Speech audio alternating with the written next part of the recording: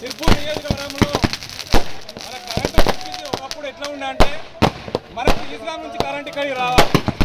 ఈస్గాం నుంచి ఇక్కడికి వచ్చే 40 కిలోమీటర్ల లైన్లో 30 కిలోమీటర్ల అడవి ఉంటుంది. ఈ అడవిగా చిన్న వర్షం వచ్చినా, చిన్న తొండ ఎక్కినా, పురుగు ఎక్కినా కరెంటు పోతే మనకు 20 24 గంటలకు ఒకసారి కరెంట్ రాకుండా పరిస్థితి. మరి కొనప గారికి ఎన్నోసార్లు పోయినప్పుడల్లా మేము ఫోన్ చేసేది, ప్రతి ఒక్కరు నుంచే ఫోన్ చేసేది. అటువంటిది వారు మరి మన కష్టాలు చూడలేక తెలంగాణ గవర్నమెంట్ వచ్చిన తర్వాత కేసీఆర్ కష్టపడి పడి మరి విద్యుత్ సబ్స్టేషన్ కోసం 132 కోసం ఎంతో అహర్నిశలు కష్టపడ్డారు.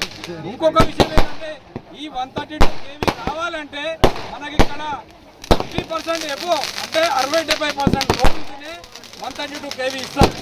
కానీ ప్రభుత్వం కూడా మనకి ఇక్కడ ఉన్నది ఏంటంటే సిర్పూర్ తాలూకా మనకి ఈ సబ్స్టేషన్ల కింద 49-48% లోడ్ ఉన్నది. ఇక్కడ 132 కేవీ అసలు రానే రాదు. అటువంటి పరిస్థితులలో మనకి 50% కంటే తక్కువ ఉన్నాను కూడా కోనప్ప గారు ముఖ్యమంత్రి గారుగా ఉన్నటువంటి కేసీఆర్ దగ్గర కూర్చొని, అదేవిధంగా విద్యుత్ శాఖ మంత్రి దగ్గర కూర్చొని వారు ఏ విధంగా బతిమలాడుకున్నారో, ఎంత కష్టపడ్డారో, ఇవాళ మనకు ఇన్ని కోట్లతో వెచ్చించి ఇవాళ 132 సబ్స్టేషన్ ఇక్కడ మనకు కేటాయించడం జరిగింది.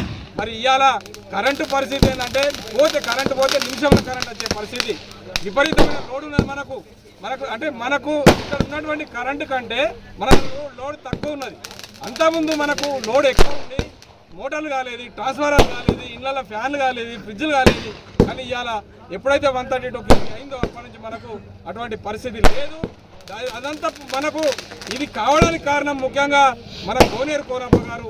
దీనికి మించి మరి ఇంకా ఏ నాయకుడు కరెంటు విషయం పట్టించుకోలేదు.